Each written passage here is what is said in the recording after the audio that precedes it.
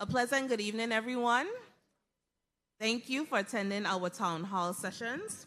My name is Kenisha Gums. I am the Loan and Collection Officer here at the Virgin Islands Economic Development Authority. And I'd like to thank everyone for attending. Slight housekeeping, we ask that you put your phones on silent or vibrate. And at the end of our town hall meetings, we have an exit survey in the package. We ask that you fill them out and submit it to one of the EDA team members. I'd like to thank all of the participating lenders in this program, which includes Banco Popular, Oriental Bank, First Bank, Capital Mortgage Services, the U.S. Department of Agriculture Rural Development, Merchants Commercial Bank. That's it, yeah. And First Bank. The agenda for today will start off with a welcome by our Assistant Chief Executive Officer, Mr. Dwayne Benjamin Sr. We'll also have a presentation by our Managing Director, Ms. Monique Samuel, as well as Nadine Marchena Ken. And we'll also have a presentation by Mr. Andres Amaro. Yes. And we'll also have a question and answer segment after the presentations. Mr. Benjamin.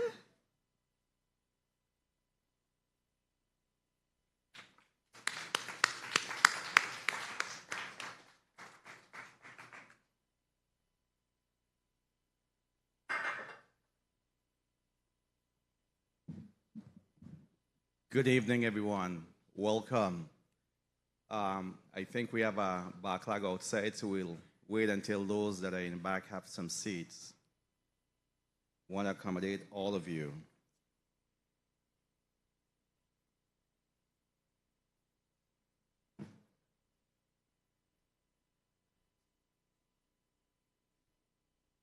I thank all of you for coming this evening. This is the second night of a rollout of a very interesting program that is geared to assist Virgin Islanders in homeownership. I bring you greetings this evening on behalf of our Governor, Honorable Albert Bryan Jr., our Governing Board, our CEO, Wayne Biggs, and all of the members of the EDA team. This evening, we have assembled industry professionals and partners to assist you in owning your piece of paradise. We ask that you engage in the discussion, taking all of this information that is being shared for you, and our team is here to assist you in your quest of owning your home. The lenders that are situated in the alleyway are there to address your particular needs.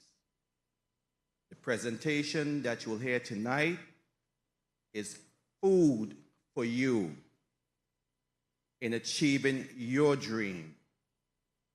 So in as much as we fed you on the way in, we're feeding you with the information for wealth building. For some of you, this will be your most important decision you will be making in your lifetime. It is our commitment to assist you in achieving that goal. We ask that you check with all of the lenders, work out your particular scenario. This program is a gap financing program. Gap financing. Gap financing means we will assist you with whatever that gap shortage is that you need to complete and solidify your deal with any of the lending institutions that are assembled here this evening, whatever that amount is. So if you're approved by the banks and you're short whatever the amount is, this is where EDA comes in. So sit back, pay attention, ask questions, and there is no question that's a dumb question. If it comes to your mind and you need additional information, if you don't want to discuss it in here, see any of our team members here this evening, and we will walk you through and assist you and try to address that concern that you may have. Again, I am excited for this turnout. It was twice the amount on St. Croix last night, 500.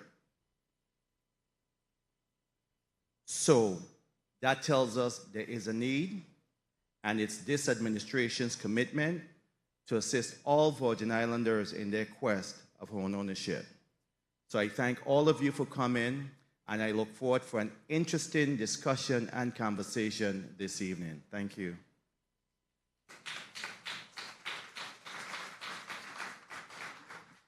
Thank you, Mr. Benjamin. I would like to now present Ms. Monique T. Samuel.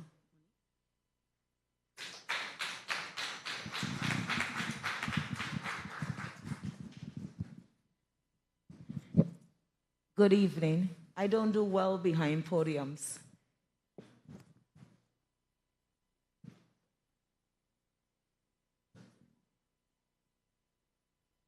I don't know if it's a teacher in me. Go ahead.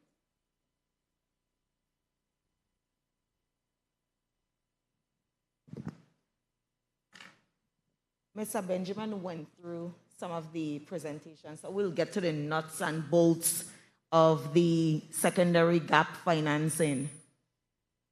Under the VI Slice program, there are 3 activities. I realize that. Yeah. I think the podium as well.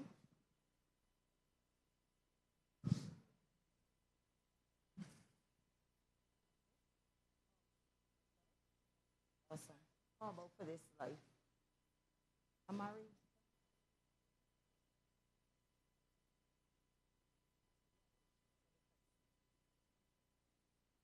Too much.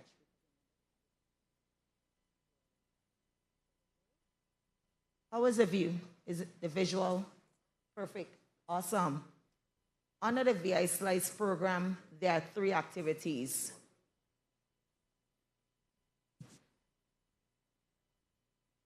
Give us a moment.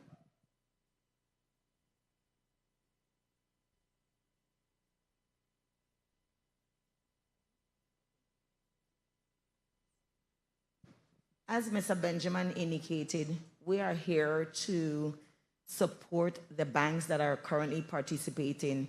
Ms. Gums listed the banks that are participating in the VI Slice program.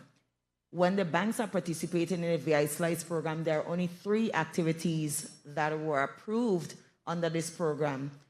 There's the home purchase and rehabilitation program, the new construction, as well as the closing cost assistance program. Under these activities, the maximum aggregate gap financing that we could provide is up to $200,000.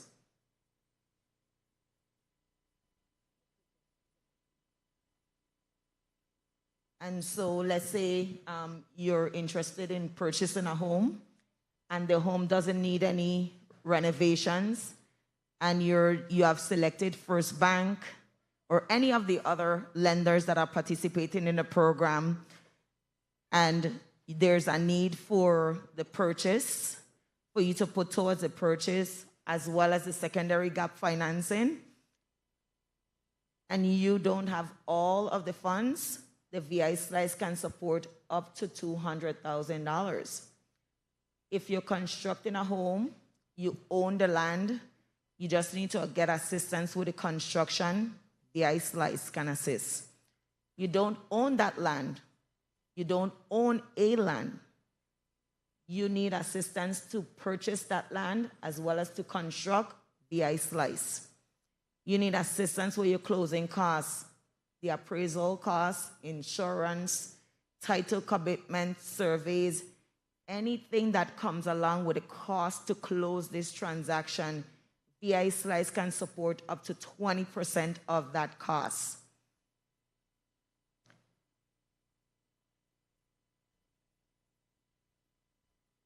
I want to take you a little more into this area of the transaction.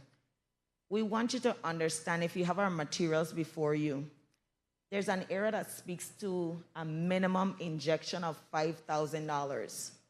We're saying that's a minimum that you come out of pocket with When you go to the bank and you apply for financing, do not expect that the bank would require of you only to put in $5,000 into your lifetime project. This is your investment as a first-time homeowner.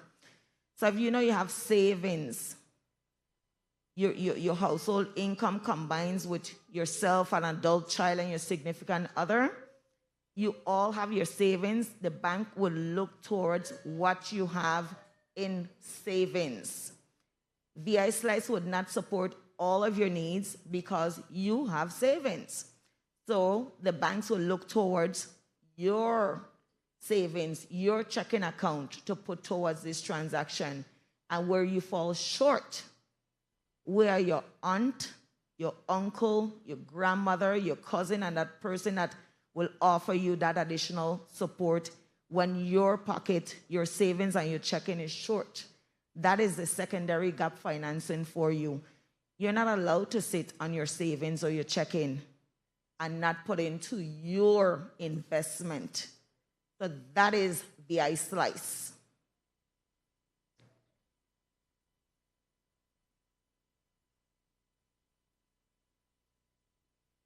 For the VI Slice, there's a number of programs that are out there. There's a low-income program, maybe other programs that's above the low-income program. The VI Slice is targeting moderate-income households. To understand whether or not you're eligible, you fall within the criteria of the VI Slice program. The minimum income there's a minimum income range for each island. For the island of St. Croix, the minimum income is $43,501. The maximum household income is $216,300. So if you know you're under the minimum amount, you don't meet the eligibility criteria for a moderate income household, then that's another program. You can speak to the bank. Don't just make the decision, oh, VI Slicing for me, I don't make this money and so forth.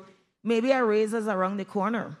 Maybe you're considering a part-time job. You can combine that type of income to determine whether or not you fall within this income range.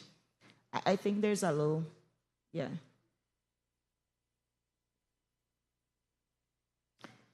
For the island of St. John, the minimum income range is $47,151. The maximum household income for St. John is $260,750,000. For the island of St. Thomas, the minimum income household range is $45,298 to the greatest amount of $242,900. Again, if you're under this amount or over this amount, you cannot be classified as moderate income.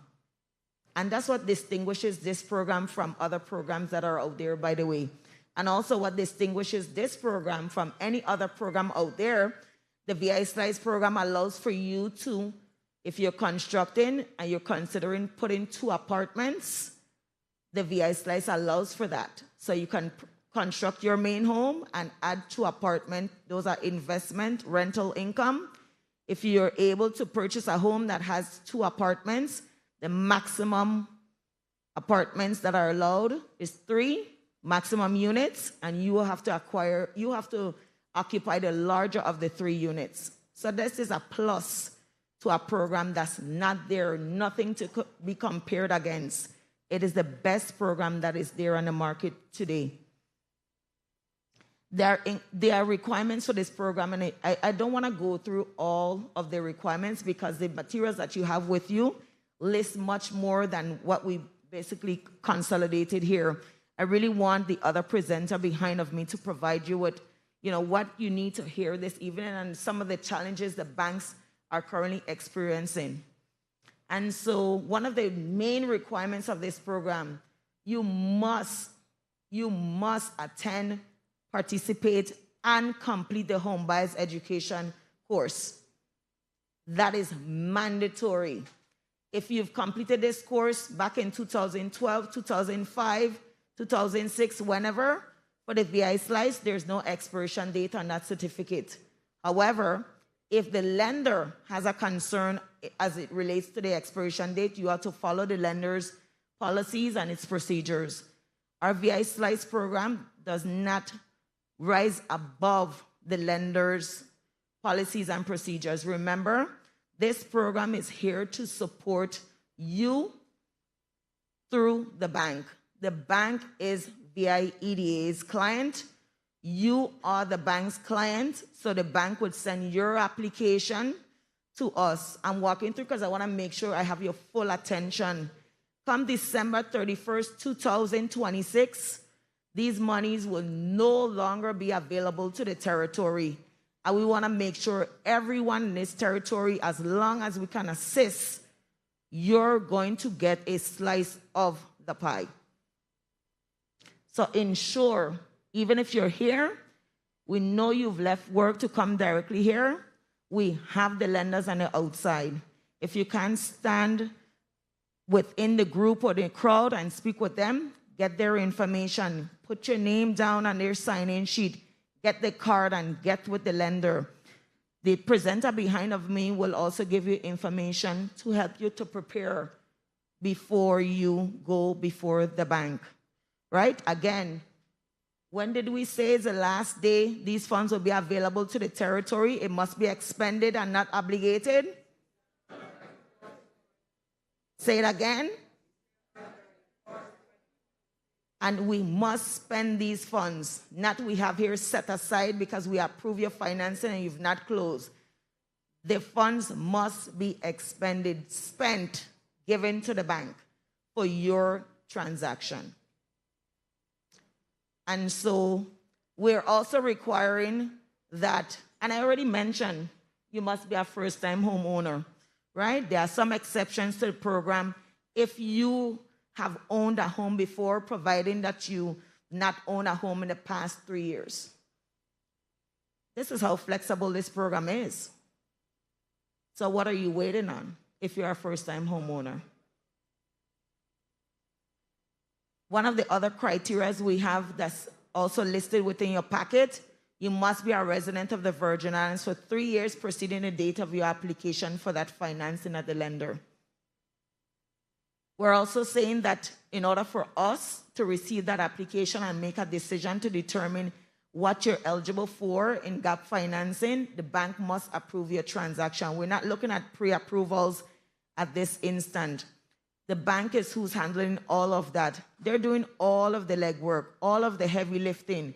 When your application comes to us, that very package that you have before you, or even when you visit our online program, or online website at www.usvieda.org, there's a checklist, a program guide that tells you exactly what the bank is presenting to us to look at your application and the upfront. Once we receive that information, we're just back checking, ensuring that what we discussed, the income requirements, the residency requirement, they've presented to us your income documentation, your homeowner certificate. That type of information is not what we're checking for. We are not redoing the work. We're just here to ensure that the bank have met the very minimum or the bare requirements of what is provided to you on our program guide. What we share with the lenders, you have access to that information. This is no secret because we do not want to return any of these funds to the Office of Management and Budget. Come to that time, they ain't getting the monies back. We're using it. We ain't giving them back whatever the color of the 1 cent is. They ain't getting it back, right? So we're going to try our best. I could be selfish. I'm a homeowner. But guess what? I don't live any place else but in the Virgin Islands. My entire family resides outside the territory for over 30-something years. I went to school here on St. Croix, and I ain't leaving no one behind. So you are going to come along. You are going to get the assistance you need. Once you do you got it. And so there's some other requirements that are required with VI Slice. You also, we spoke about the minimum $5,000. That is the minimum requirement. Don't think that you won't be able to get help if you only have the $5,000. We just didn't have one of our testimonies here tonight because we were able to get someone in a home with just them coming in with $5,000. Believe it or not. And that's another series of segments we'll have coming through so you can hear from individuals that have received the assistance throughout this program. Some of the banks out here, they would not have shown up this evening if they didn't think the program was viable. They're participating. They have applications in a queue. First Bank, merchants, the other banks that are on the outside. We just have one lender that wasn't able to attend this evening, and he can tell you, he reminds us, this is my 10th application, for example. He thinks he's in the running, but what he didn't know is that Banco Popular just joined on. So you have another lender. And we have Banco Popular, we have Merchants Commercial Bank and USDA that's providing the financing for construction. They participate in all three activities. Merchants Commercial Bank, they are participating in all three activities. Banco Popular, they're participating in all three activities. USDA, the representatives are on the outside. They're participating in all three activities. First Bank, Oriental Bank, what other bank am I missing?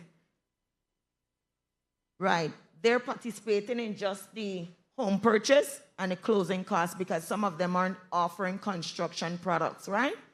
So at least we have a mix. And if we're able, we're working with the Office of the Lieutenant Governor and some others to assist us in bringing some other banks online because, David, there's a number of other banks that we've been trying to get online for a while, but most of them work with Flagstar, and so, you know, sometimes they have where they sell your mortgages on a secondary market, and so if you're able to get those other participating mortgage lenders on board, then it makes it much more helpful for all of you in the room. As there's room for others, but we have to work with what we have. And who we have in the program right now, they're willing. That's why they're here. Dina, they're here. We're waiting on you. We are waiting on you. Don't let us lose this opportunity. Do not. These funds could have been earmarked for something else. And one of the things that we have, which you'll hear from my colleague, Ms. Nadine Marchina-Ken, when we did our 20-year vision, we took into consideration what you told us, what our diaspora told us. Some of them want to come back home. They necessarily don't want to be employed by the government and so forth. These are entrepreneurs. They're saying, when we come home, we want to be able to own our own home. We want this one, we want that. We can't do everything overnight. But one of the things we have, which you want, because you are in this room this evening, is a piece of this slice. Right?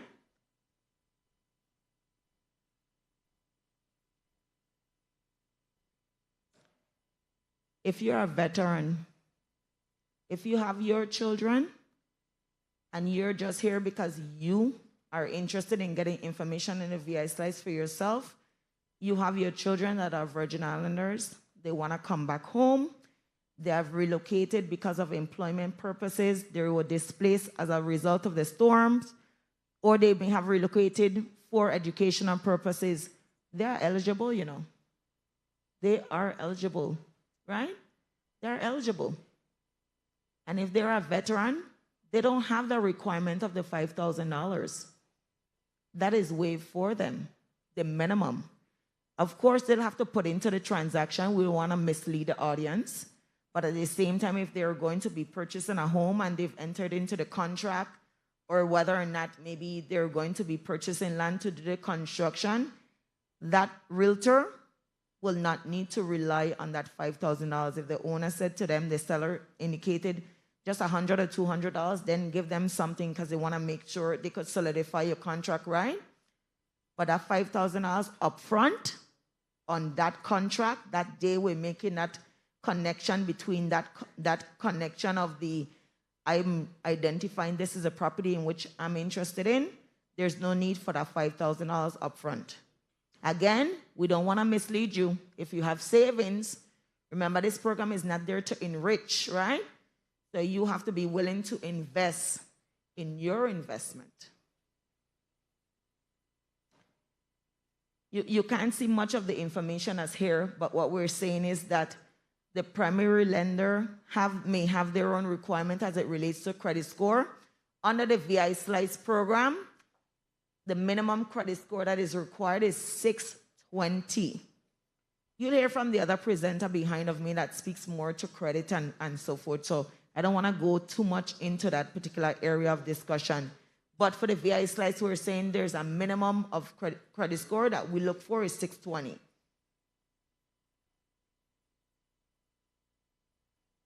Another area that we concern ourselves with, when you go to finance your transaction, whether it's a construction or home purchase, we're saying that the lender must be willing to provide at least 60%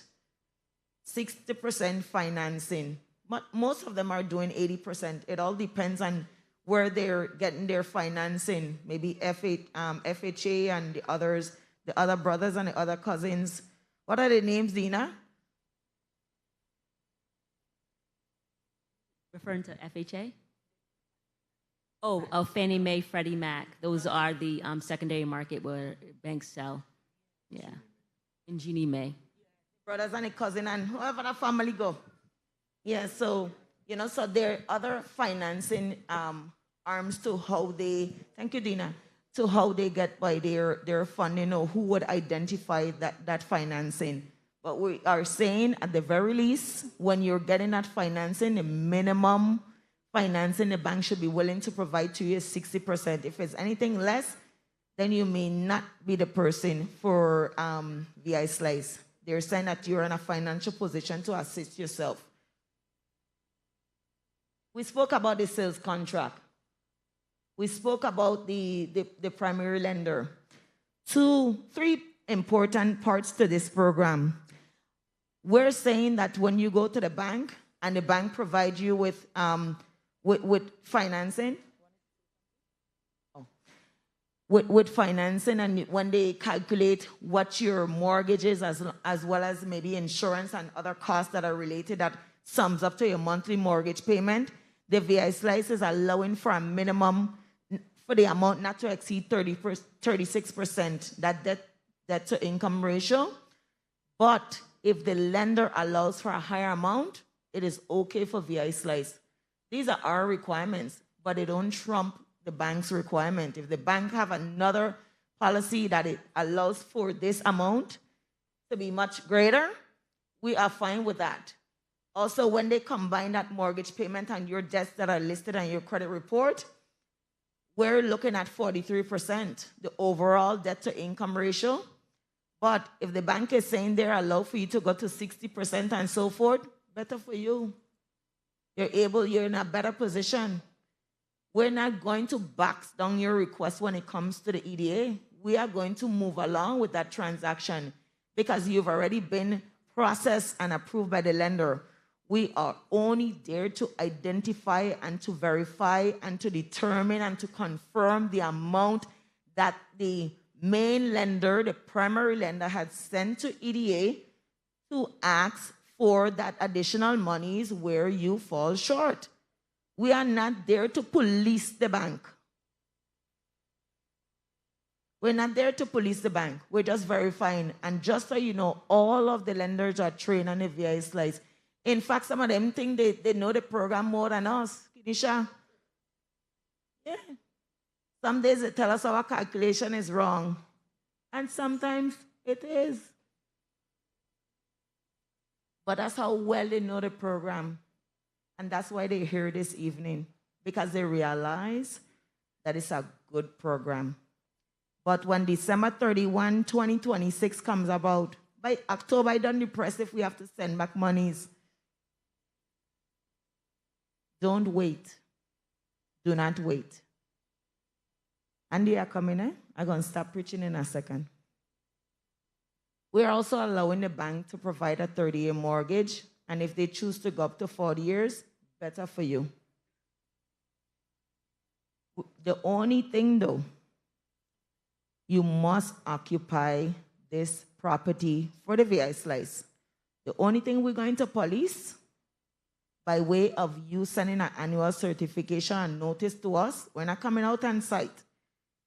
Remember, we're trusting you now. We're saying that you must occupy this property for 10 years.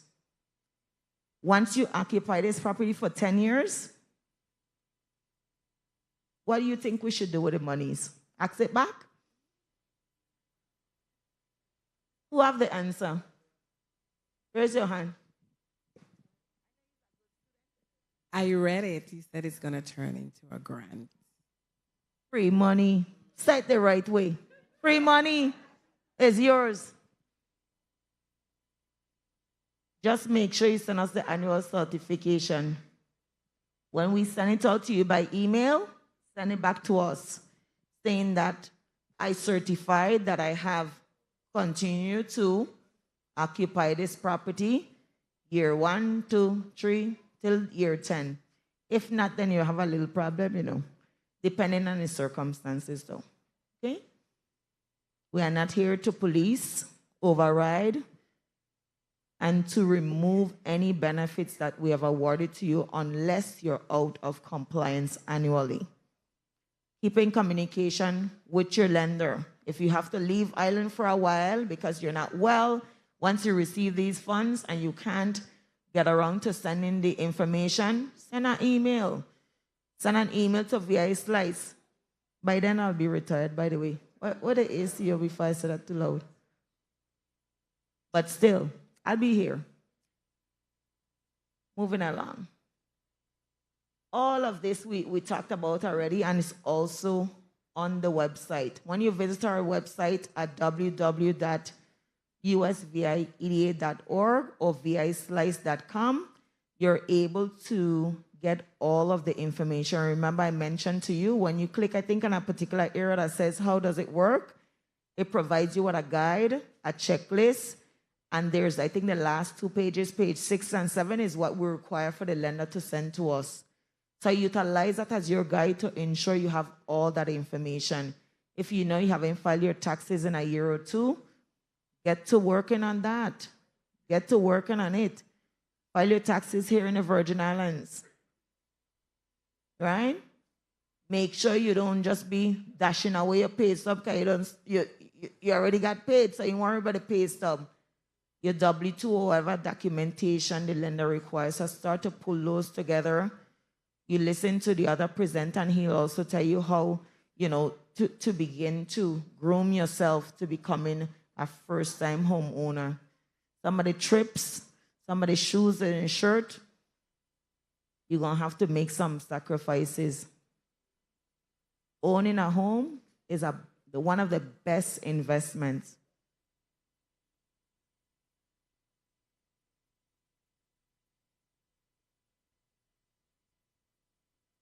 Thank you for listening. And at the end of our presentation, you'll get an opportunity to ask questions, right?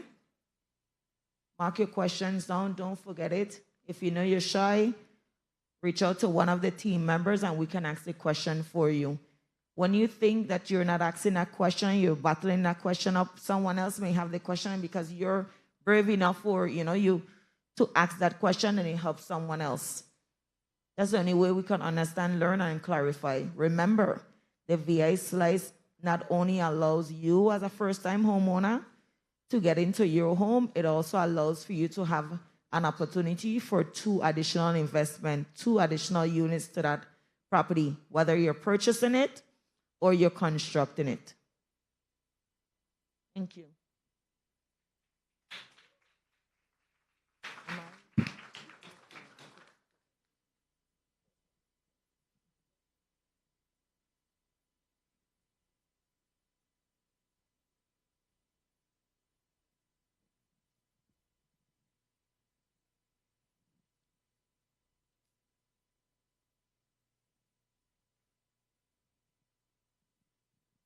I would now like to present Ms. Nadine Matrina Ken.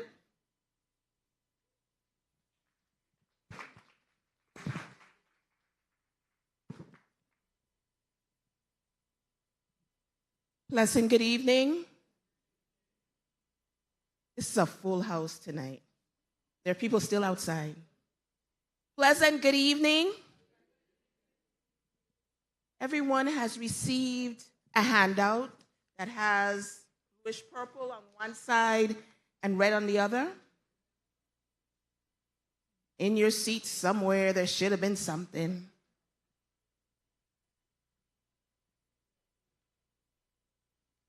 We will get you more copies if you don't have it. Again, my name is Nadine Marchena Ken, and I am the Managing Director of the Enterprise Zone Commission. Now today, Monique Samuel has spoken about VI Slice. Know that with home ownership comes responsibilities. And it means that you will have a few more bills than you would normally have, which is cool. You're building wealth, and this is important. And this is why the Virgin Islands Economic Development Authority is involved in this program, because our goal is to diversify the economy, to grow the economy, and to create wealth amongst the people of the Virgin Islands. But with home ownership comes some extra bills. Property tax, yes, right? The enterprise zone is a unit of the Virgin Islands Economic Development Authority that indicates that we are trying to revitalize areas within the island because they were once vibrant places and now considered distressed. And in order to do that, encouraging people to live in these zones is a critical component. The EDA likes to do wraparound services. So I want you to think about where you can find inventory, where you can find a house. I want you to start driving around the enterprise zones, because we can give you tax credits towards your income tax or gross receipts and hold your property tax right where it is. Now, you know that if you buy a house and you improve the house, the tax assessor is going to come around and increase your property taxes, right? So yes, yes. So the enterprise zone says, oh, you're going to improve? Apply here, and we will hold your property tax to pre-improvement levels for 10 years. Okay? So I want you, you're going to be busy working this through, right? Finding the building, going to the bank, qualifying through the bank. But I want you to think, as you're looking for a house first, to look in the zones. Where are the zones? Everybody knows where the zones are? Somebody? Anybody? Okay. So, the enterprise zones on the island of St. Thomas. We're actually sitting in one. This is in the enterprise zone. We're in the Savannah Down Street enterprise zone. It comes to the waterfront. I want you to think about unusual spaces that you could have your homes. Don't say, oh, no, that used to be the old something something store, and so I can't do that. We have limited inventory. Step up. Be creative. Look at the home of, oh, Mrs. So-and-so, right? It may be leaning a little bit to the side, but maybe it's something that's available for sale. And maybe you can be creative, right? In saying, okay, I'd like to buy that, and I need to fix it up. I'm going to go to the bank. I've gotten the person to say they'll sell it to me. I'm going to the bank. And then mention to the bankers, because they know, but mention to the bankers, I want VI Slice to help me in case I need that help. Okay? And then you come back to the enterprise zone again, and we have a very simple application. You don't have to go to a public hearing and all of those types of things. You provide us the application. We ask you some questions. We present it to our board of directors, and then we come back to you with a yes or no. This program is really important. My pet peeve is that we have the people of the Virgin Islands coming out to hear this. I really, truly need you to take action.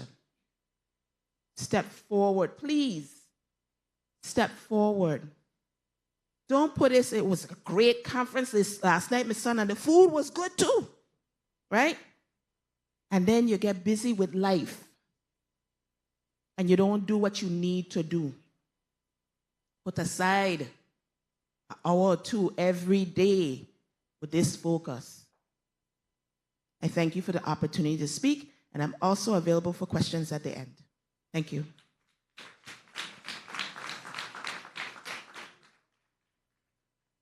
Thank you, Nadine. I'll now like to present Mr. Andres Amaro.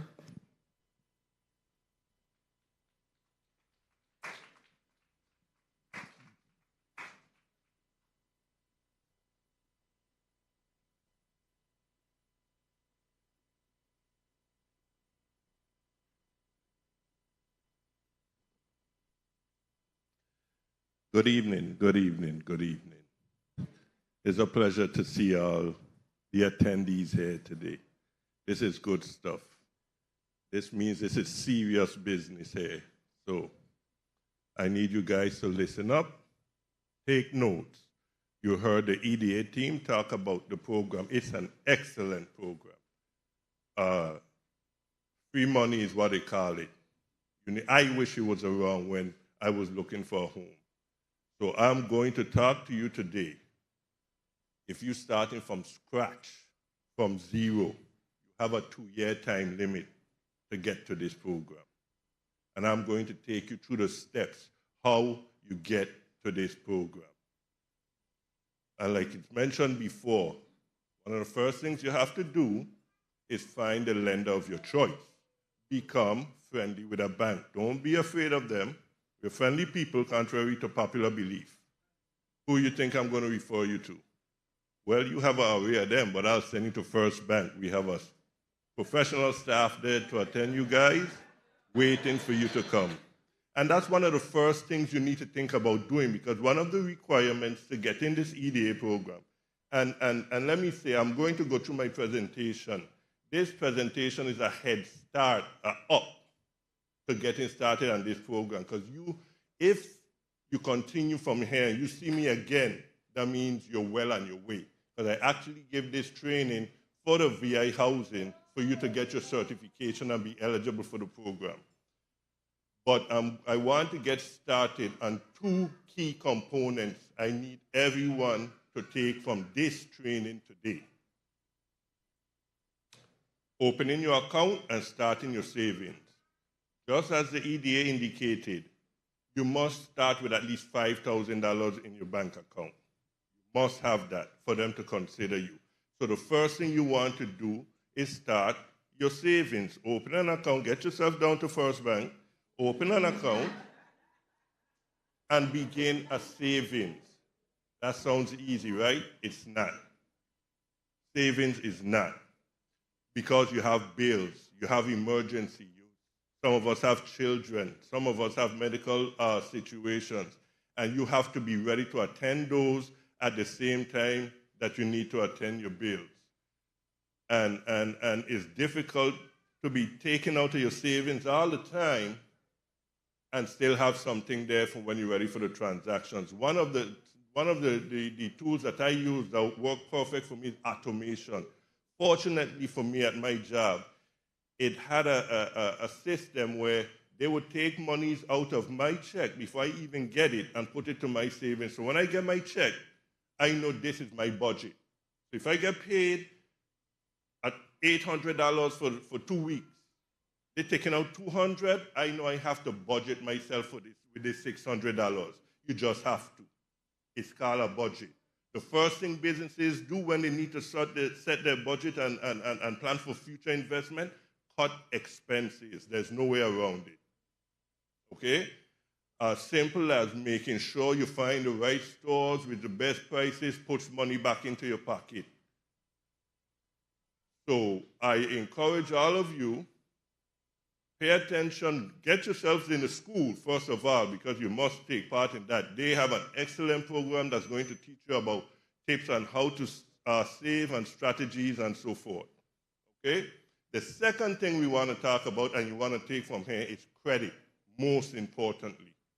You have to know your credit score. If you don't know your credit score, you're going to be at a loss at the bank.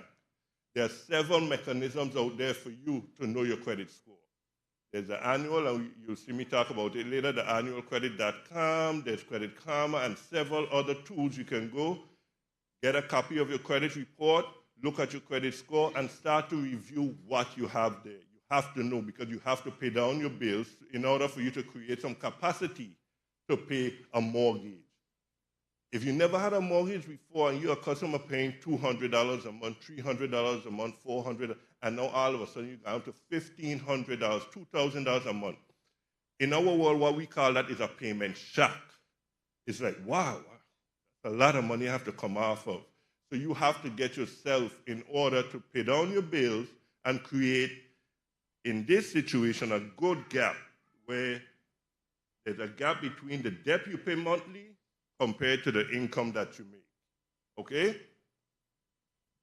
Two things, credit and savings. Make sure you take note of that and exercise those techniques. Again, this presentation is what I use in the education program. So the fact that you have a copy of it, you use it as a guide to move forward in putting your plan together. Right? So you're already ahead of the game. We just talked about getting to know your credit score and your credit history, know about your payments. These things weigh heavily on your score, making sure you pay your bills on time. And when you have such things as credit cards, line of credit, that type of open credit, you want to make sure you pay them down. You don't just pay the minimum payment. You pay the minimum payment, the only thing you're doing is you're paying income to the servicer.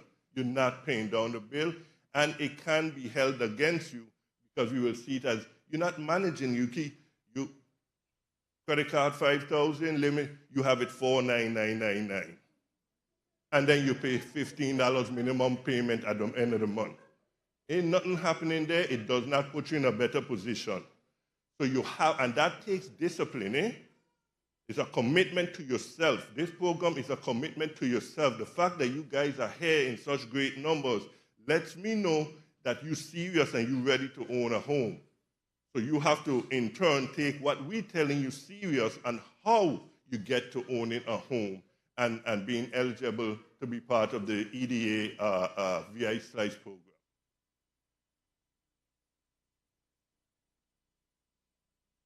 A couple of items when you're looking for a home, you visit where you're looking for. It's important depending on where you go to school, where your kids go to school, where the grocery store is, how far you have to drive. Gas is expensive, groceries are expensive.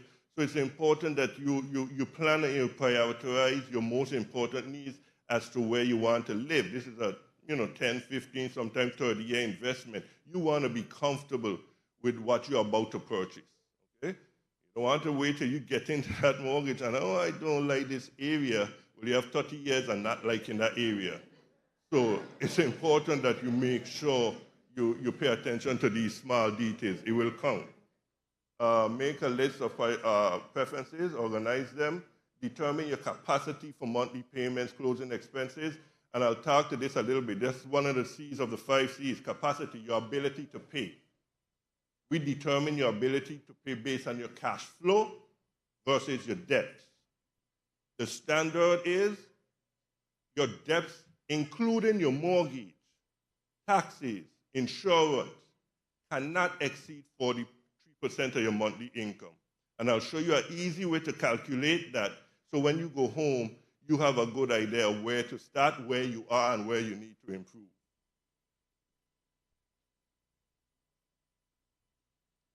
Negotiating a good offer.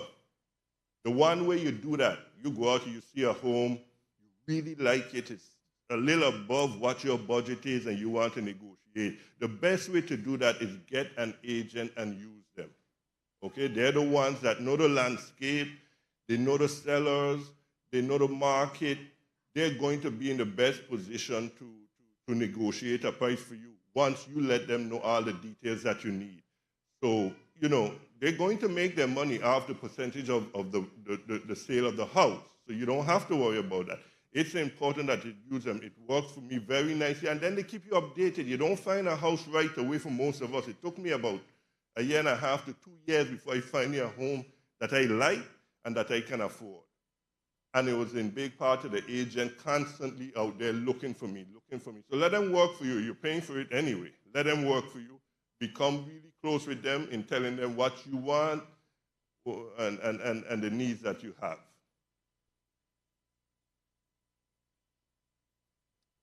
Practicing important financial management techniques, budgeting, saving, paying down or paying off debt. So we just talk about the importance of savings, the importance of budgeting, cutting expenses, taking part in the education program so that they could give you the good techniques and how you nail down your savings, right? And again, for me, I always encourage automation. For me, if I need to get to my savings, I actually have to write a letter to ask them for my money. Almost like I'm begging them, but that's okay because I know myself. I need that discipline. I don't want that the first problem come up, that's the first thing I go in and I dig in for. It's not going to work for you. So you determine, be honest with yourself and determine what's the best strategy to get you from A to B as far as savings go. And remember, you may have to expedite this. You have 2 years. December 31st, 2026. So you have to get going today, even if you have zero, even if you don't own an account, go and begin owning one and begin small.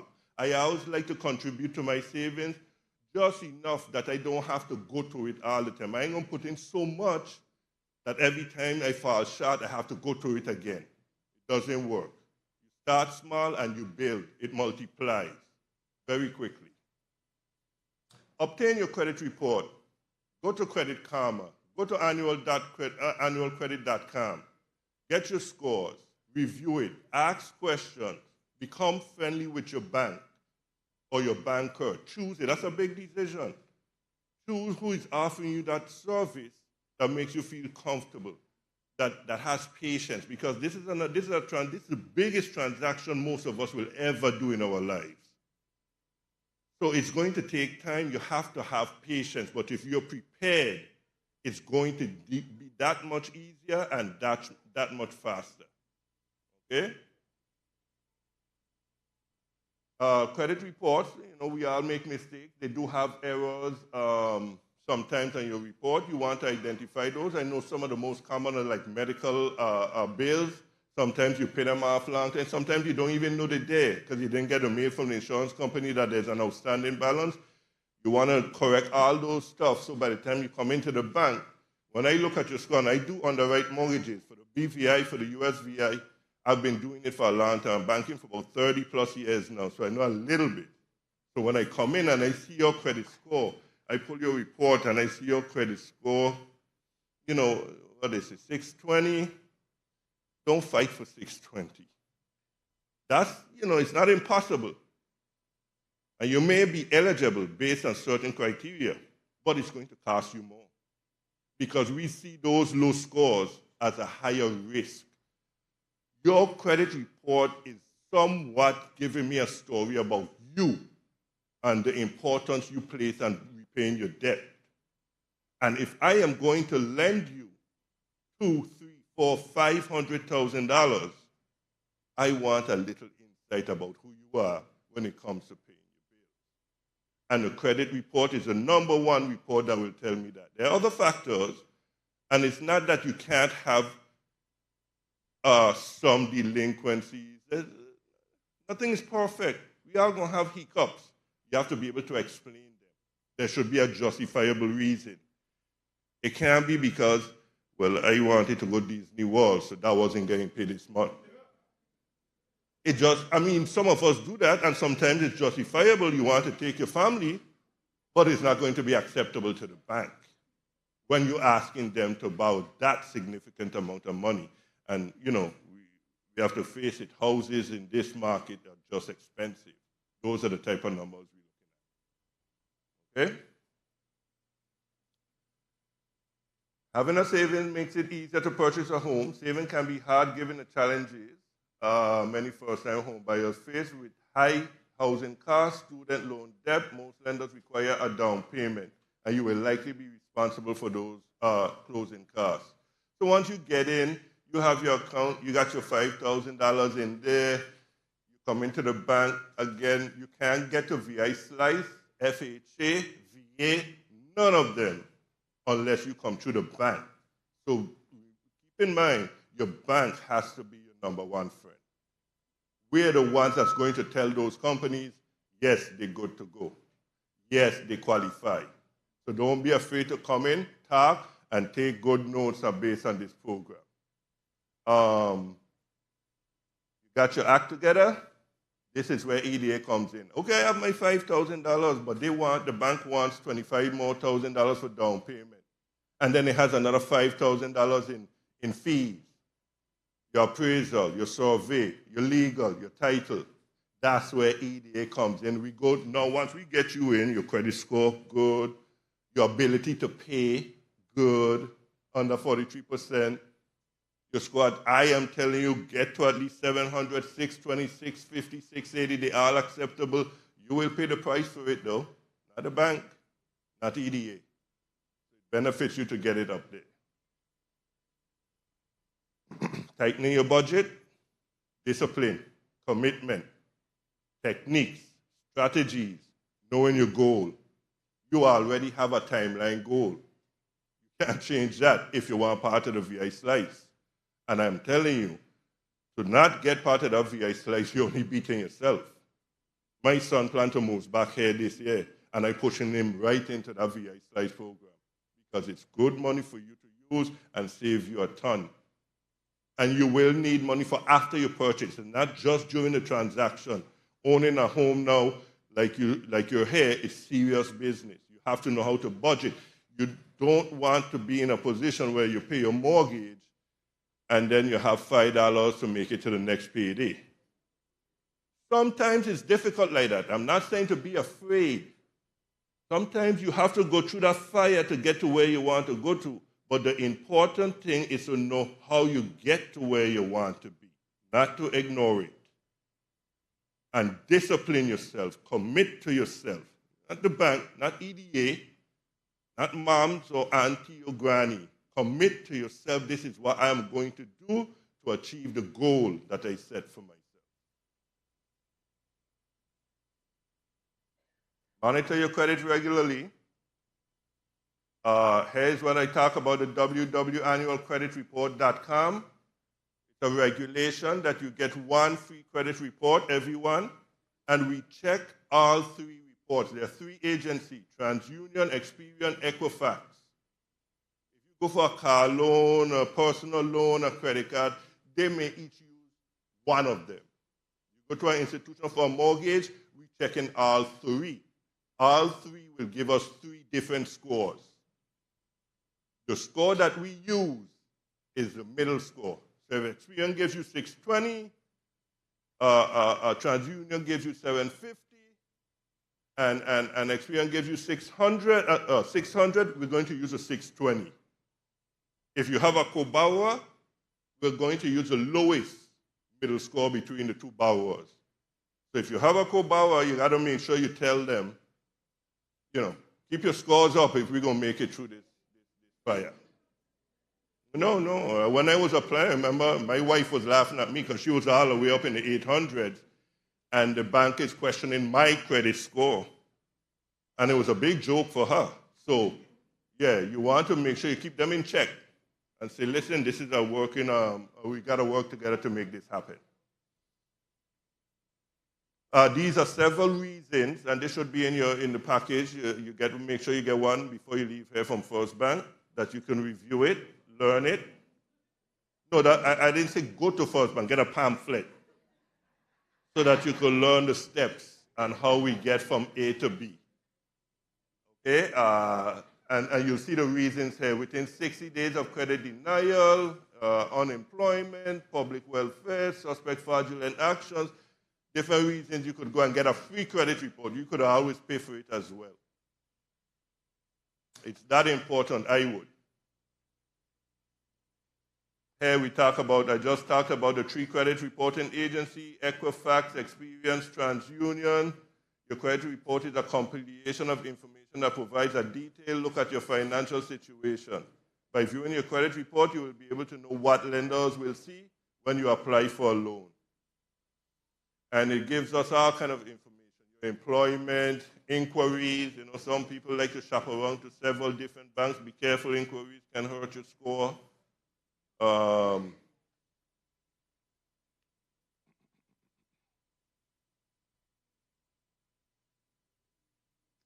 Here's what goes into your credit score when you talk about trying to have a better score and what you can do to help you improve your score. Your payment history, no doubt, the heaviest weight. Do you pay your bills? Do you make it a priority to pay your bills? You want $400,000, I want to know that's the first thing you want to do is pay back. I've done a lot of underwriting in my time, and I know certain characters, let me tell you, I would give them $1 million even if they're just making $100,000 because they will make sure they go out and find 5 jobs to make sure they pay that bill. It just have some people that's like that. We don't want to be in that position, so that's why you get into budgeting, saving, cutting expenses, and disciplining yourself. Credit utilization, I talked a little bit about that. You don't want to have your credit card bills, your line of credit bills, making $15 payments a month, and then you're taking the other $100 and down the road we go to party. If that's your priority, that's what you'll do for the rest of your life, down the road to party. And then wherever you rest your head is where you rest your head. If this is a priority, you're going to switch that ratio, that dynamic. Right? Nothing better than owning a home in your home, the Virgin Islands. Paradise, and having a home, you'll never understand it until you actually own it. The freedom, the privacy, and all that good stuff. But finances is where it's at. Because you'll be locked down in a mortgage if you don't budget yourself right. 15% goes to how long you've been using credit. If you just got started, it's not impossible. We could use alternative credit references, Whopper bills, cell phones, and so forth. You don't want to be there. That's a higher risk. That's more work. I will charge you more. Put yourself in the best position to get the best price, to get the lowest payment. Be cautious when opening new credit accounts, which accounts for 10% of your score. Many new accounts in a relatively short period of time could hurt your score. The remaining 10% of your score relies on the variety of credit you have. And, just coming up, owning a car, personal loan, credit cards, that's what you call a good mix. I'm going to speed things up a little bit here. We have limited time. But again, you will be taking this class. Once you stay on track, you see me again, you'll know you're well on track. Okay, so you're ready to apply. You fix your credit. You know what it is. You have your savings, $5,000. Ready to go. Into the bank I go. Let's get this application going.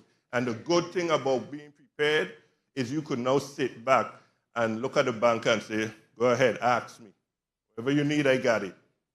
Whatever is your requirement, I'm in there. And it makes it a much less stressed transaction.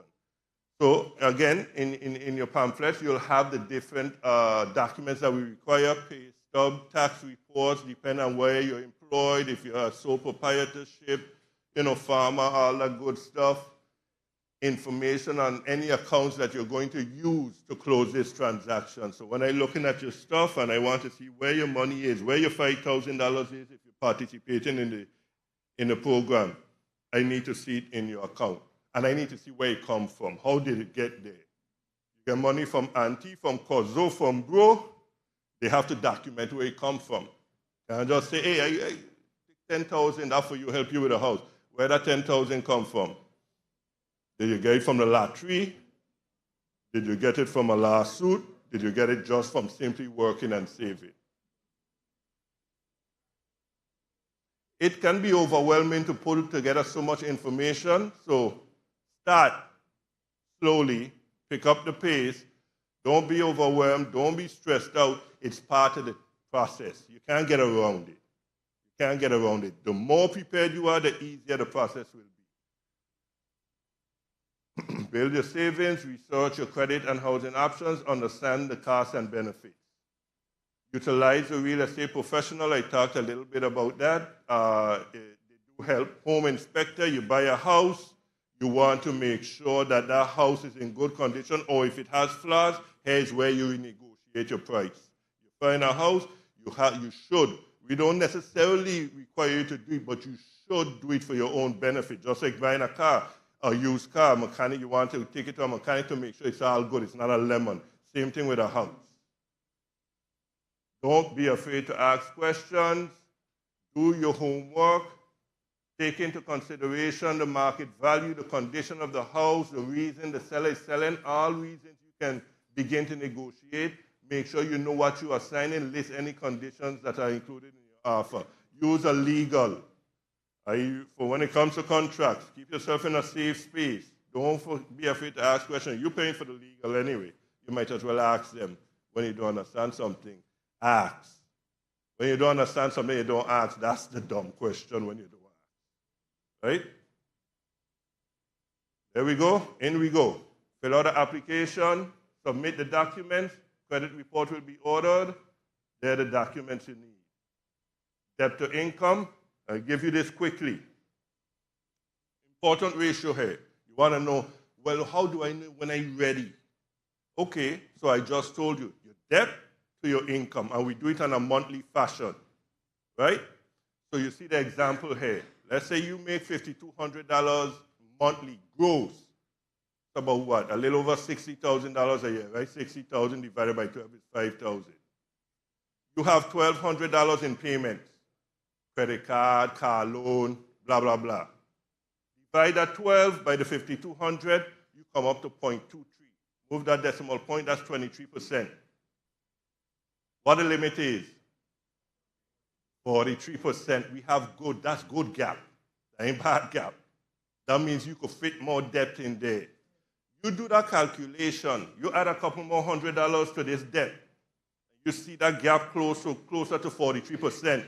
You know to say to yourself, whoa, I need to kind of make sure I slow up here, cut some bills in order that I have good gap to go into the bank. This is a powerful ratio here for the banks. Anytime I see 43% and up, it ain't possible, not good. Okay? Get that, right? That's understandable. The debt included in your credit report is what we use. Any debt, anything, credit report on that. I could look at your pay stubs and see if you have a loan from the credit union. I don't have to be in a credit report. I'm going to use it because you have to pay. So all debt is considered. Loan to value. That's where EDA comes in. What I'm going to lend you. The conventional loan is 80-20. 100,000, I gave you 80,000, you put in 20,000. I need to know that you're in this game to win it too. Put in some of your money. I'm going to give you majority. But you need to be in it to win it, and that's why we require those type of ratios. You only have 5,000, 20,000 you have to bring in, you need $15,000. Who do you go to? Who? No. VI slice is where you want to get. You go to the bank won't get to VI slice. Right? We need to understand that because a lot of people, believe me, I've seen them come, and I'm ready for a house. I'm going VI slice with my money. I want to go buy my house now. Right. Hilarious, but true. It happens. So the only way to get to ED is through the bank. And a bank has to tell you you're good to go. And tell EDA you're good to go before you get to that money. Become friendly with your bank. Pick a good one. Which one? A good one. Can you purchase a home with a partner if not married? Yes, you can. Can I purchase a home if I don't have credit history? Yes, you can. But what will happen? You're going to pay for it. Love that. Y'all listening. Can I receive a donation from a family member to pay down? Yes, you can. Well, in this case, your first family member should be EDA. Right? That's what they're telling you. That's what they just profess to you. I'm your aunt, your uncle, your grand. Well, make sure you go to say, Grandma, you ready for you? Okay? Know your terms. You know, how long you want this loan, 10, 15, 20, your rates. All that you should know because that's what's going to be important to how much you pay back. Insurance is a beast. You have to take that into consideration, shopping around to different insurance companies to get the best price possible. You can't get a loan without it. You got to get it. Closing expenses, title appraisal, legal, all that good stuff. And be sure to ask your loan representative to explain these items in full. Or you will probably have an opportunity here now to ask some questions. You got your mortgage, good. We just went through the whole package. I show you how to start from zero today to make sure you get in this program within 2 years. You get it. You have your mortgage. We need to make sure we're paying that loan. And that's why it's always good to keep building your savings right through the transaction because now you have a hell of a bill to pay. Plus, you still have to put food on the table, gas in the car, and pay WAPA. WAPA, nearly a mortgage in itself. Right? So I'm glad you guys telling me and I don't have to tell you. We are feeling it, so it's important. But it can be done. Believe me, you have to understand the power of budgeting, cutting expenses and staying disciplined, understanding what's important. Some people think when you're budgeting, you say, oh, then I don't have no more disposable money to go party. Complete opposite. You do it the right way, you will actually have a bucket just for partying. So it doesn't mean that budgeting and disciplining means no more money to have fun. No. It means it takes stress off for you. And you know how you're going to get from one day to the next month, to the next year. So these are the things that could happen. You know, you pay late, we give you a grace period, 15 days. Some people take that as the day to pay. My mortgage due the 15th. It due the 1st. But things happen. We understand that emergencies can come up. That's a big bill. So we give you till the 15th. But you don't want to make that your due date because anytime an emergency happens, you fail to pay. Now you're running into late payments. Late payments could be pricey. 5% of your monthly bill. 5% of 5,000, 2,000, 3,000 can be hefty. You don't want to go there. And we don't need to be giving them any more money than we owe them. So my practice is I pay my mortgage. If my mortgage due April 1st, I take the last payday in March to pay April 1st. So if something comes up and I can't do that, well, that's okay because when April 1st comes, I still have that picture that I could catch up. I put myself in position to make sure I don't fall too hard when tough times come. And there's nothing in this world that gets through tough times. Everybody, every business, everything you know, you have to be able to sustain through not so good times, okay? So this is not for any just the little or the big. These are life lessons. 30 days late, we start reporting it to the credit bureau. You don't want that. 60 days late, we on you like flies. We calling you. What's happening? And I like to say this. It's a long-term relationship. It doesn't mean you must be perfect. But what you can't do is ignore your obligation. Raise your hand. Listen, banker. My wife, my husband had a medical issue, just lose their job. I need help. It's the law. We have to help you. We can't tell you, I don't care. You better find out where we're going with our house. No, it don't work that way. We have to help you if you raise your hand and you ask. If you don't, after 90 days, we come in for the property. That's foreclosure time. You come in and you ask for help, we can't go ahead. We have to give you help. I think that's a very important thing because sometimes people shy away from asking for help. It's the law. We have to help you. We don't expect you to be perfect for 30 years. Who does?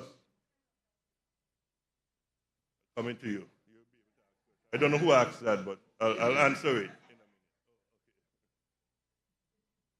Okay, so we're getting there. That's the end of my presentation. I hope that helped you guys and that you guys took notes and you could take it from there. And I hope to see you guys again later in my class to re-emphasize this, and you'll be well on your way to owning a home. Thank you for showing up.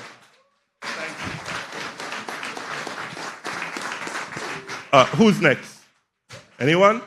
Oh, we have questions. Questions?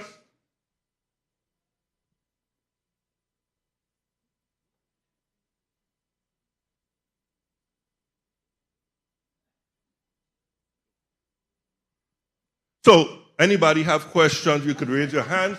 If not, you're welcome to go outside and begin choosing your favorite lender and opening your account. Nobody wants to leave. Let's start here.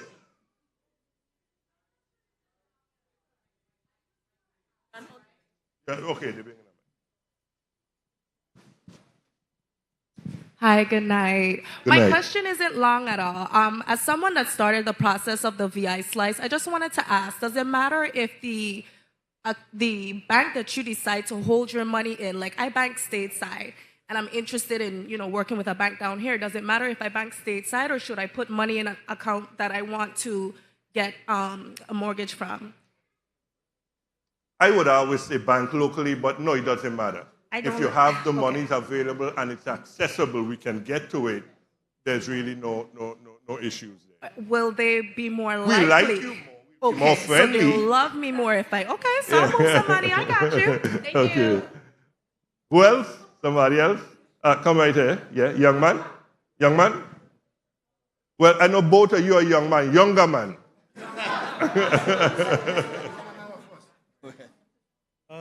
How many days out of a year do you have to live in the property? Sorry, wait, I didn't hear that. Go again. Oh, closer, sorry.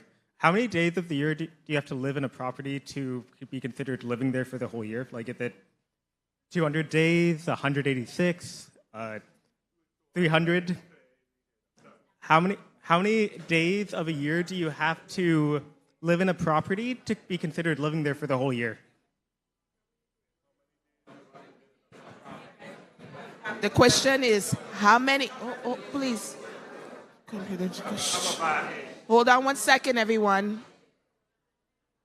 His question is, how many days do you have to live in the property per year to be considered living there? Yeah, I think that's an EDA question. Yeah. For the VI slice, if your question is VI slice, you must occupy that property day by day by day by day. It is your primary residence in order for it to be considered a grant. You must continue to live in that property, which is your primary residence, for 10 years. If one moment. Let's respect the young man's question. Remember, we're here to groom him, to assist him, and so we're helping him with his question, right?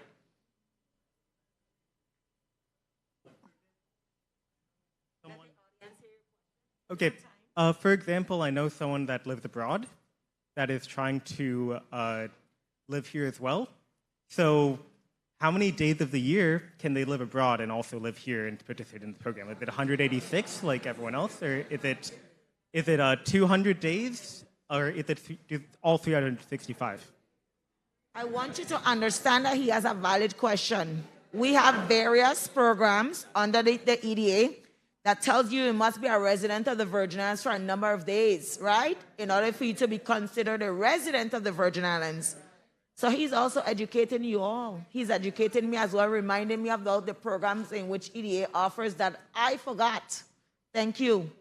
And so, Director Benjamin or Nadine, assist him with his response, please.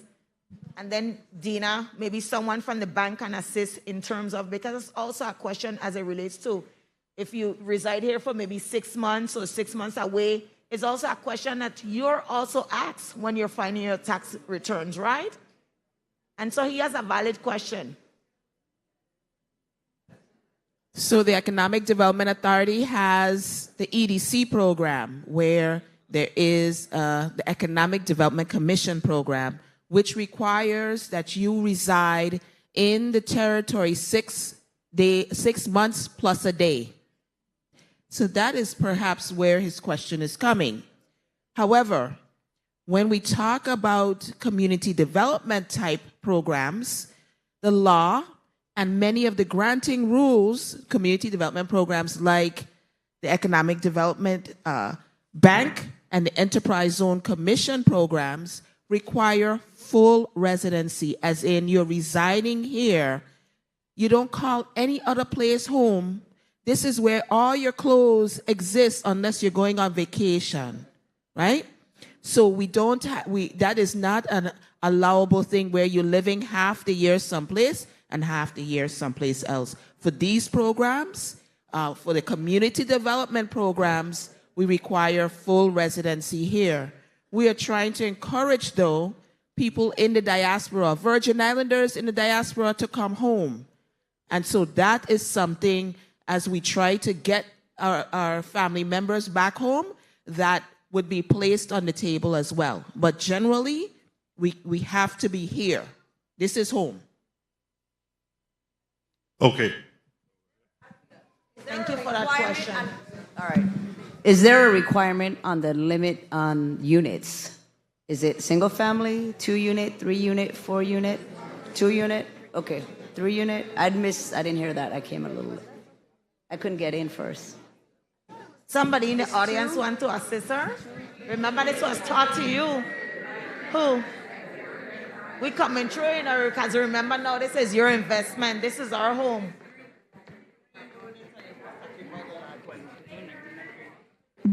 Yeah, I think I know. It's 3 units. You have to live in the biggest unit. It's 3 units maximum. You have to live in the biggest unit.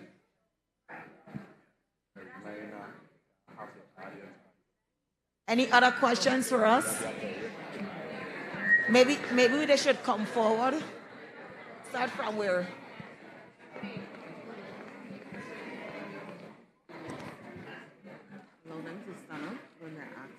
Awesome.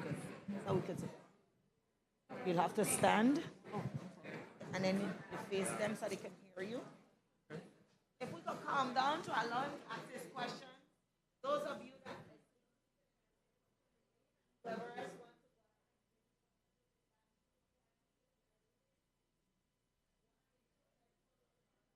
I have a couple questions, actually. Okay. Ms. Samuel, you mentioned the bank would consider.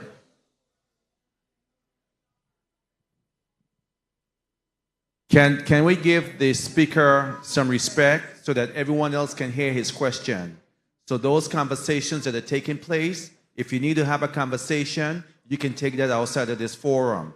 Okay, but let's give everyone the respect and attention that their question can be fielded this evening. Thank you. You mentioned the bank would consider checking and savings accounts for what the individual would need to contribute personally to the investment.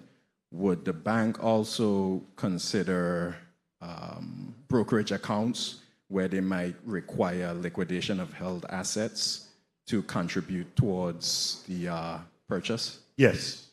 That's the quick answer. Yes. A retirement account, brokerage accounts, you know. So you would require liquidation of held assets to contribute? Yes. Yes. Awesome. Here's a copybook of questions, so you are listening, so you'll have to stand, please. Okay. Can you take one side, I do the other. We coming in this row and then we'll come back to you. Her hand was up for a while. Good evening. I just want to be a devil advocate tonight. You say the slice will consider you if you're a first-time home buyer in the Virgin Islands, or that extends to the mainland too. Suppose I own a home in the mainland, or for whatever reason, it could be I lost the home or something like that. Would I still be considered for the slice program? Yeah, slice is for first-time homeowners, right? But her question is mainly asking if I've owned a home before, whether it's in the Virgin Islands, in the Caribbean, or wherever, and I've lost that home. That should have been 3 years ago. If it was 3 years ago, you have those discussions with your lender, and then they'll send us that information, and then we look at it. But there are some exceptions to the program, but you currently cannot be a homeowner. But prior to 3 years, and it may have been a situation and so forth, there are life things happen, right? And so you have that discussion with your lender, and then the lender then comes to us. I think, Selena, you want to take the question here, and then I come to this young lady here. Oh, I'm sorry.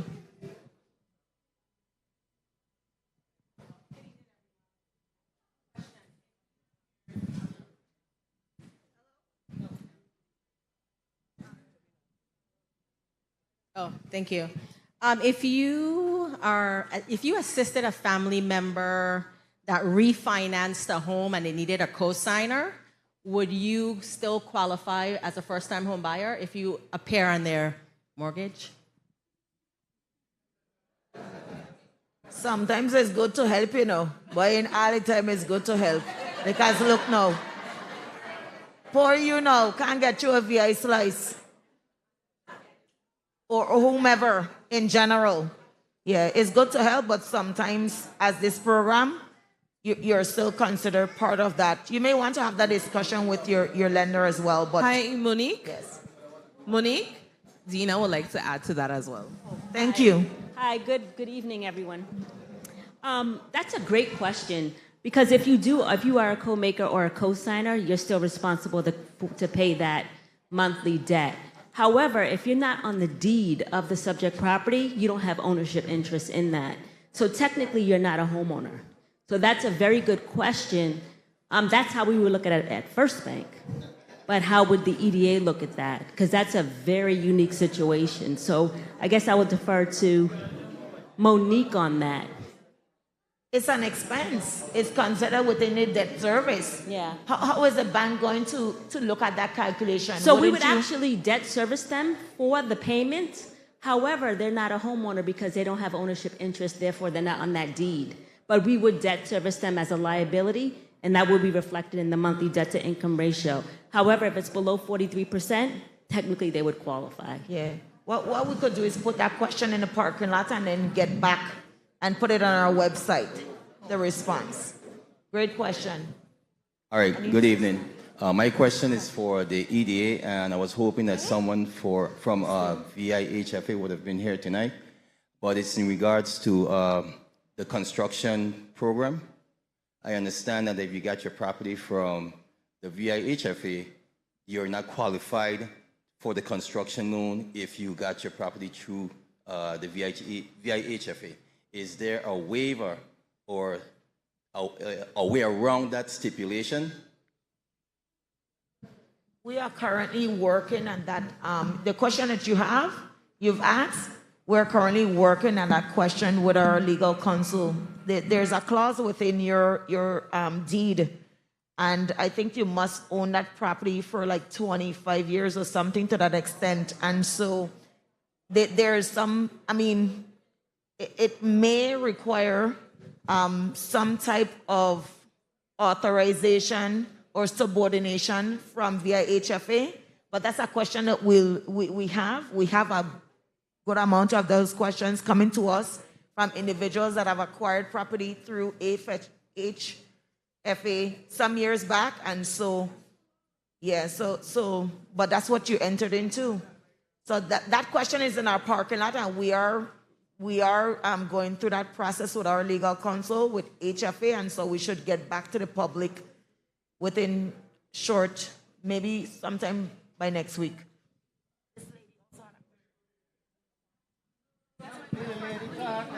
No, she had a question for a while, then you. Go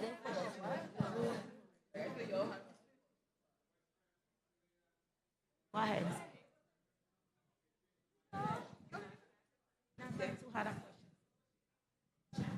have two questions back.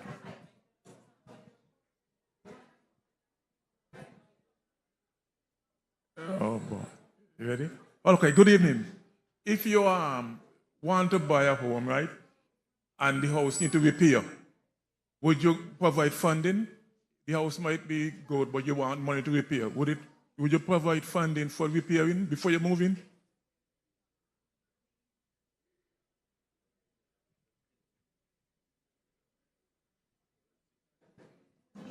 Your question is whether or not this program qualify for reconstruction loan. Yes, if you want to move in, but it needs some repairs. That's a question you have to address with your bank. Whatever financing institution you utilize, if they provide that financing and it qualifies for this program, then it assists. Understand also, not all of the institutions or banks provide reconstruction loans. Remember, your client, you're the bank's client. The bank is our client. So you have to first work that through with whoever is financing you. Then it'll be brought to us to see whether that qualifies for the program as well. And two, would the saving in GRS be count? Say again? If you have money in GRS, right, would that count as a saving? The question was asked a second ago. Whatever money you have that you want to put in, whether it's from retirement, IRA, investments, that's yours. That goes towards the pot. You utilize whatever you have to utilize. Okay, thank you.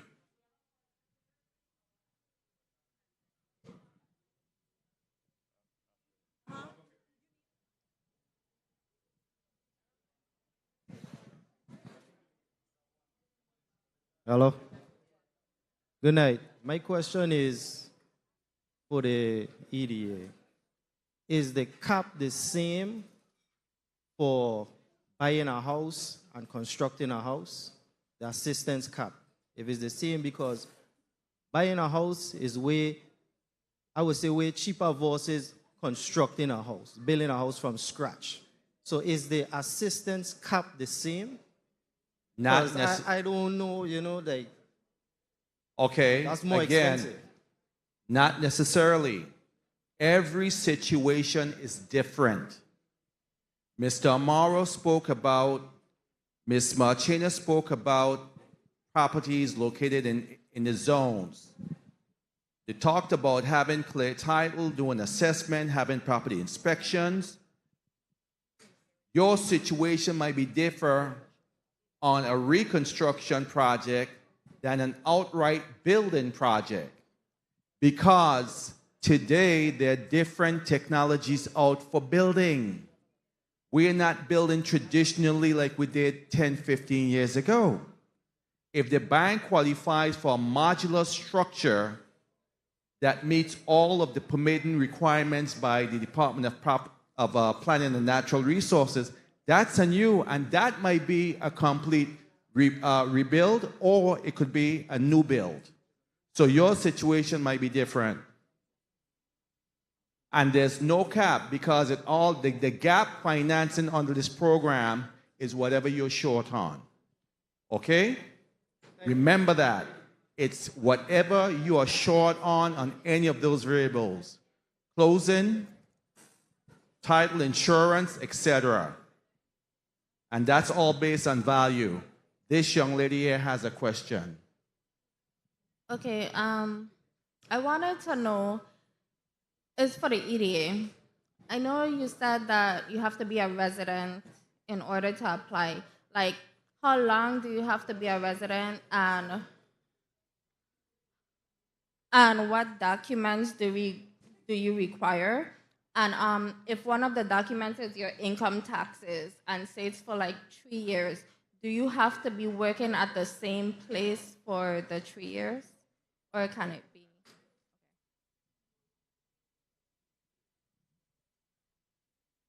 And the question was, huh? Yeah. Okay, so I know you said that you have to be a resident in order to qualify for the SLICE program. I wanted to know how long did you have to be a resident for, and what documents would you require? And if one of those documents is for your income tax, does it have to be that you worked at the same place for the term? Yeah, I know you guys have a residency limit. 3? 3 years. 3 years, right? As far as the documents go, and it's in here, it should be, if you pick up a First Bank pamphlet, you'll see there what we require. You have to have at least 2 years employment is a standard for, most institutions, working at least 2 years. So we'll ask you for your W-2s, we'll ask you for 2 years tax reports, and that sort of stuff. So when it comes to financial documents, as Mr. Benjamin indicated, that will be standard in any bank. You come into the bank and we will ask you, and it's all in your pamphlet, pay stubs, tax reports, whatever documents we need in that way. There's no special requirements other than the standard. For EDA. Whatever the bank requirement is, we accept. Again, you are the bank's client. The blank is the EDA's client. So his presentation is a requirement for everyone that wants to come through the program through VI Housing Finance Authority. Okay? So whatever the bank approves, the EDA normally accepts. So guys, excuse me. So we're coming up on the hour that we're about to conclude this evening. What I would like for the remaining audience to do, if you have particular questions, meet with any of the representatives from the EDA that is here this evening in these color shirts. They will assist you with your comments or your questions, but I'd like for you to take this few 10 minutes to meet with the lenders that are situated outside, and you can have those one-on-one conversations with the bank. The members of the EDA will remain here to answer and address any other questions that you may have. Thank you all for coming out. I hope that you got some good information, food for thought, and you can utilize and take full advantage of this program that's extended to you. Thank you. Get home safely. White wrap.